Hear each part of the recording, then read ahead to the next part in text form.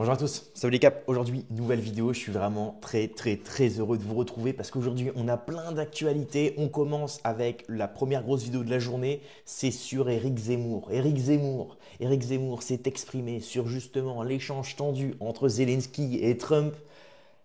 Les amis, ça y est, on a compris pourquoi la Russie envahit l'Ukraine. Parce que d'après Zemmour, c'est encore de la faute des Arabes. Mais bien évidemment, il fait pas beau, c'est aussi de la faute des Arabes. Mais bien sûr, mais bien sûr. Alors évidemment, avant de se regarder tout ça, on parlera très vite fait des propos de Zemmour sur l'Algérie. On parlera aussi de... Il dit qu'il se prépare pour l'élection présidentielle de 2027. On va réagir à ça aussi. On réagira évidemment donc à ses propos sur la Russie et l'échange tendu entre Zelensky et Trump.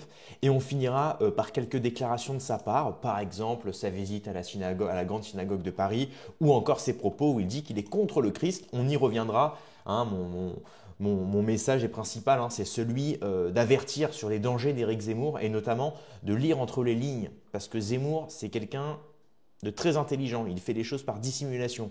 Vous allez le voir dans cette vidéo, donc mettez un like, abonnez-vous, c'est parti.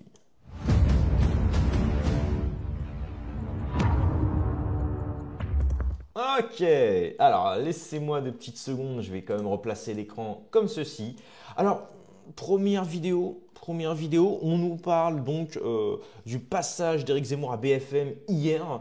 Il dit la colonisation en Algérie était une bénédiction, je le maintiens. Alors voilà, c'est la première vidéo à laquelle on va réagir. Restez bien jusqu'à la fin de cette vidéo parce que justement, on réagira aux propos d'Éric Zemmour à propos de la Russie où il nous dit plus ou moins que le plus gros danger n'est pas la Russie, c'est un autre danger. Vous allez le découvrir dans quelques instants. Donc on va se regarder ça pour le moment, c'est parti. Et grâce à la France, nous sommes citoyens français, c'est-à-dire citoyens. Donc la colonisation en Algérie, pour vous, c'était le mot bénédiction. Je maintiens. L'Algérie, je le répète, ce que j'ai dit chez votre collègue Benjamin Duhamel, l'Algérie était un cloaque. L'Algérie a été cultivée, développée par la France. Il y a eu des ponts, etc., des chemins de fer, des écoles, etc., etc.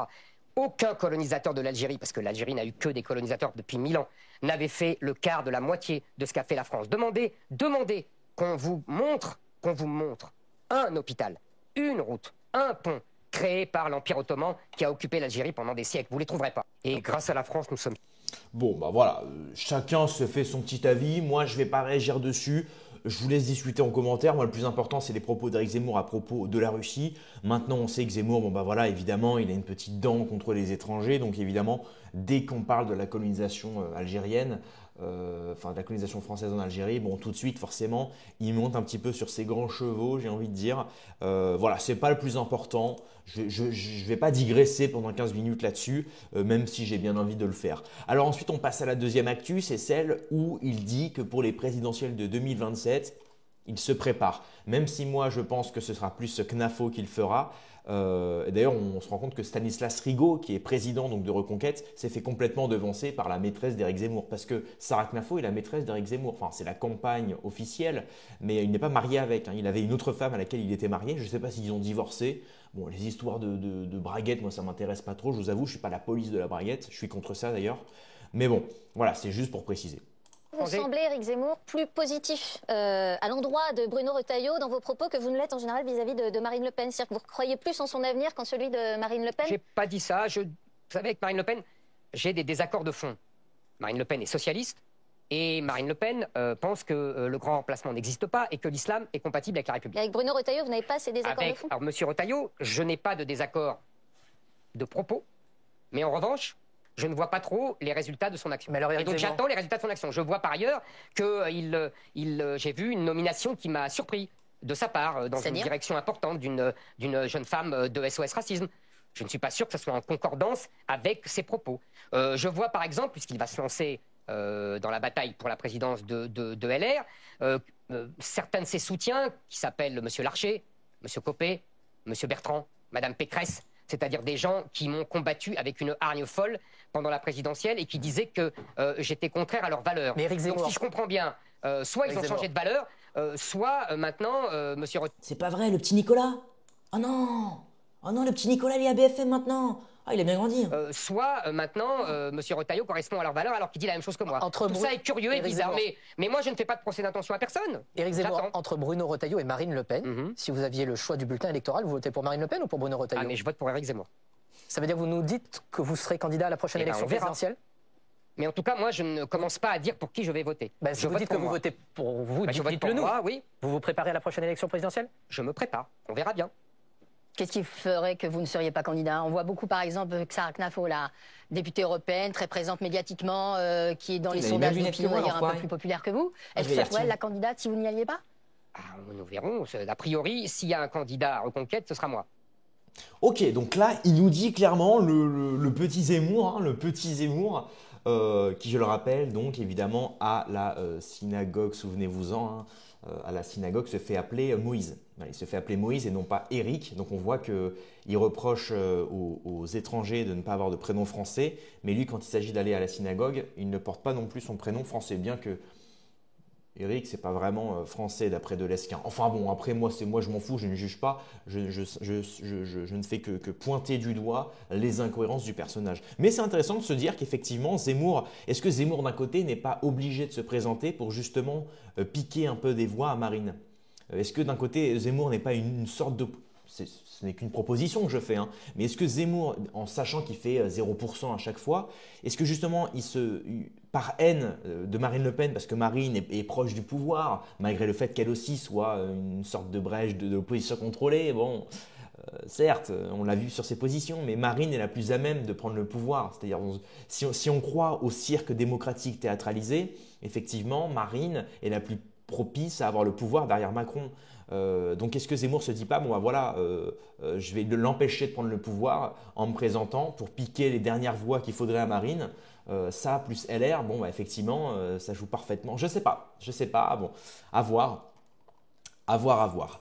Alors ça y est, on va enfin passer aux deux prochaines petites vidéos, donc pareil dans un petit format d'1 minute, sur les déclarations d'Éric Zemmour sur justement l'accord entre Zelensky et Trump qui n'est pas un accord puisque rien n'a été signé malheureusement. Il nous dit, sans les Américains, les Ukrainiens ne peuvent plus se battre et les Européens ne peuvent pas les remplacer. Il parlera même de l'indépendance de l'Ukraine ainsi que de l'Europe. Vous allez voir, là pour le coup, on peut reprocher tout à Zemmour, mais là ce qu'il va dire, franchement, sur le conflit ukraino-russe, franchement, je pense que parmi tous les politiques qui sont très médiatisés, c'est le seul qui a une vision assez pacifiste et assez réelle. On sent que c'est quand même le mâle blanc de plus de 50 ans. Enfin, blanc, bon, Moïse. Pour Éric Zemmour, pour l'instant, la guerre continue. Et donc, pour l'instant, la question qui se pose dans les médias, avant d'arriver à un éventuel cessez-le-feu, c'est donc... Je vous le dis d'avance, hein, elle, c'est une CO2NE. Hein. Elle, hier en live stream, on en a parlé hier, d'ailleurs, tous les soirs en live à 17-18 h, je fais ma petite pub. Elle est insupportable. Hein. Vous allez voir. Non, mais voilà, je vous aurais prévenu. À mesure où le soutien américain recule, est-ce que les Européens doivent pallier ce recul américain et est-ce qu'il faut fournir plus d'armes, plus d'équipements, plus de matériel encore à l'Ukraine en ce moment? Chère madame, il y a ce qu'on voudrait et il y a ce qu'on peut. On peut. Sans les Américains. Arrête-moi cette merde. Putain, non mais franchement les mecs, 2 secondes. Hein. La journaliste de 40 ans qui ne sait pas vider un poulet, qui ne sait pas faire la différence entre des oignons rouges et des échalotes, te dit « Mais on peut continuer la guerre !» La meuf ne sait pas ce qu'est la guerre. Tu vois. Elle est sur son plateau télé, elle prend 15 000 par mois, elle habite dans un quartier le plus sécurisé de Paris, elle est là avec son brushing, son maquillage et son petit costard, son petit tailleur à 5 600 € de chez je ne sais quelle maison de couture. Et elle te dit à Éric Zemmour, qui connaît quand même plus la politique que elle, tu vois, bien que Zemmour, c'est pas non plus le mec qui travaille de ses mains. Et elle te dit du haut de son snobisme, mais on peut continuer la guerre. Oui, d'accord, si t'y vas. On continue la guerre si t'y vas. Voilà. J'aimerais bien la voir face à Poutine. Elle va faire caca culotte, tu vois. Et ça, c'est insupportable. Ces journalistes, qui ne sont même plus des journalistes, hein, c'est juste des relais propagandistes de l'État macroniste, qui te disent qu'il faut continuer la guerre, comme Glucksmann, BHL, etc. Tous ces types-là te disent de continuer la guerre, et bizarrement, c'est que des gens qui ne sont pas dans les critères et les facteurs pour aller en guerre. Tu sais, soit ils sont retraités, soit c'est des gonzesses, soit c'est des handicapés qui ne seront pas à même de pouvoir, ne serait-ce que de porter un obus ou une arme à feu, tu vois. Donc évidemment, les gens qui devront aller à la guerre, c'est les gens comme nous, hein. Les mecs de 21 ans comme moi qui bandent comme un taureau, tu vois. Nous, on devra aller à la guerre et mourir pour ces gens-là. c'est hors de question. C'est hors de question. Partez très vite, les mecs. Partez très vite. Les Ukrainiens si ne ça peuvent dégénère plus se battre. Voilà, je vous le dis franchement et je vous le dis nettement. Sans les Américains, sans les armes américaines, les satellites américains, les services secrets américains, honnête, Zemmour, là. Il n'y a plus de combat possible. Donc les Européens peuvent s'agiter, ils peuvent faire des moulinets. La vérité, c'est qu'ils ne peuvent pas remplacer les Américains. Tout le monde le sait. C'est juste des Monsieur Zelensky le sait. Monsieur Zelensky le sait, Monsieur Macron le sait. Sur les Américains. Comment on doit donc s'aligner sur les Américains et cesser d'aider l'Ukraine. J'essaie de suivre le fil de votre pensée. Mon fil de ma pensée est très simple. Il faut faire la paix. Il faut arrêter cette guerre. Il faut arrêter que les Ukrainiens meurent. Et il faut trouver une solution qui satisfasse tout le monde. Je vous rappelle, avec mon idée, qui n'était pas mon idée, de neutralité, ça a permis, après-guerre, alors que c'était Staline, pas vraiment un tendre, à la Finlande et à l'Autriche, de vivre tout à fait décemment, de prospérer, de vivre en paix, et finalement de rejoindre l'Occident. Et c'est quand même dingue que, dites-vous, sur un plateau télé, un type qui dit « il faut faire la paix, il faut arrêter de tuer des gens bêtement pour rien », et les journalistes disent « attendez, mais vous êtes fous, nanana », ils osent le contredire. Aujourd'hui, un mec qui dit qu'il faut être dans la paix, c'est-à-dire Trump, Zemmour, des gens comme ça, tout de suite, t'es un fou. Mais vous imaginez à quel point le monde tourne à l'envers? C'est un truc de dingue quand même, c'est un truc de dingue. Et le pire, c'est que vous savez pourquoi ces gens-là ne veulent pas la paix? Parce qu'ils nous ont tellement lobotomisé le cerveau qu'ils nous font croire que si on arrête de financer l'Ukraine et qu'on arrête d'aider l'Ukraine, ça veut dire que Poutine il va venir jusqu'à Brest et il va tous nous tuer, il va tous nous forcer à parler russe. Mais c'est complètement faux. C'est complètement faux, enfin, un petit peu de rationalité, chers amis. Un petit peu de rationalité. Poutine, ce qu'il veut, il veut simplement pas l'OTAN à ses frontières. Il veut pas l'OTAN à ses frontières. Il veut retrouver certaines terres ukrainiennes parce que, businessment parlant, il y a des terres rares, il y a du minerai, il y a énormément d'intérêts stratégiques, géopolitiques, terrestres. C'est tout. Voilà, c'est tout. Et non, aujourd'hui, évidemment, la plupart des gens pensent que si on arrête de donner à l'Ukraine, donc en gros, qu'on arrête d'envoyer des gens mourir au front, eux, ils iront pas. Hein. Ah oui, des paroles, c'est simple. Oh oui, vas-y, on te donne du fric, on te donne des soldats, vas-y. Eux, ils y vont pas. Eux, ils y vont pas. Et ils ont tellement peur que Poutine vienne qui continue à relayer cette propagande pro-guerre. Vraiment, c'est insupportable. C'est insupportable. Bref, on passe à la deuxième. La menace existentielle n'est pas la Russie, c'est le Sud et les grands remplacements. Alors là, ça y est. Là, c'est l'extrait pour lequel vous avez cliqué sur la vidéo. C'est Zemmour qui nous dit que la météo, c'est la faute des Arabes, qui nous dit que la Russie qui envahit l'Ukraine, c'est la faute des Arabes.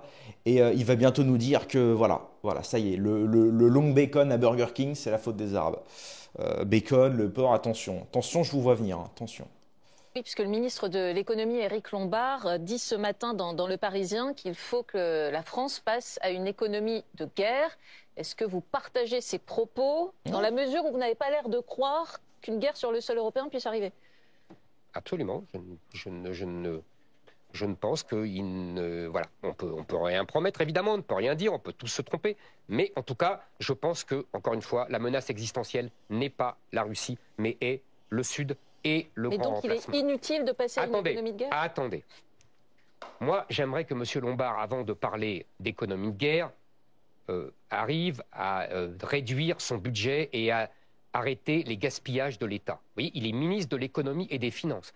Monsieur Lombard a fait un budget aussi lamentable que son prédécesseur, c'est-à-dire avec plus de 150 milliards de déficit. Moi, j'aimerais qu'avant de s'occuper de l'économie de guerre, il s'occupe de ça. Deuxièmement, oui, mais cela étant dit, vous ne me répondez pas sur l'économie de guerre. Je vais vous répondre. J'ai demandé, pendant la présidentielle, j'ai dit que la France avait un devoir de puissance et j'avais prévu un effort de réarmement et de dépenses budgétaires consacrées à l'armement énorme, de 400 milliards.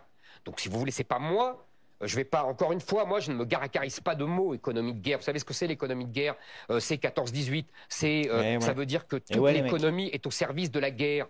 C'est loin d'être marrant. N'importe quoi. Oui, mais, voilà, on n'est pas en guerre, c'est pas vrai. Mais quand il faut arrêter. Macron Donc, en revanche, pardon, je vous finis. En revanche, si ça veut dire qu'il faut réarmer, qu'il faut accentuer les cadences, qu'il faut commander plus d'avions, plus de chars, plus de tanks, etc., etc., oui, ça, je suis d'accord, je l'ai proposé pendant la présidentielle. Donc vous êtes d'accord? Et voilà les mecs, voilà. Donc maintenant vous savez, le problème, hein, c'est Bon, évidemment, il ne dit pas ça concrètement, effectivement, d'un point de vue dans notre quotidien, qui plus est, effectivement, ce n'est pas la Russie qui nous menace. Oui, bien sûr. De toute façon, la Russie ne nous menace pas tout court. Si ce n'est que ce sont les décisions des politiques français qui nous menacent en réalité. C'est sûr que le prix des pâtes qui augmente, bon, bah voilà. Mais il ne faut pas non plus remettre ça sur la faute du grand remplacement. Il faut qu'il arrête 2 secondes, Zemmour. Je veux dire, faut arrêter un petit peu. Au bout d'un moment, non mais c'est vrai, il faut être réaliste. Je veux dire, là on nous parle d'un gros conflit ukraino-russe et lui il arrive quand même à nous parler du grand remplacement. Il nous a fait une damérieux quoi. Il nous a fait une damérieux. Donc au bout d'un moment, n'oubliez pas, je suis contre le Christ, voilà. Et c'est sur ça qu'on va finir d'ailleurs. Hein. Je suis contre le Christ, voilà. C'est tout ce qu'il faut retenir de Zemmour. Même si sur le conflit ukraino-russe, j'avoue, il a quand même bien porté ses couilles.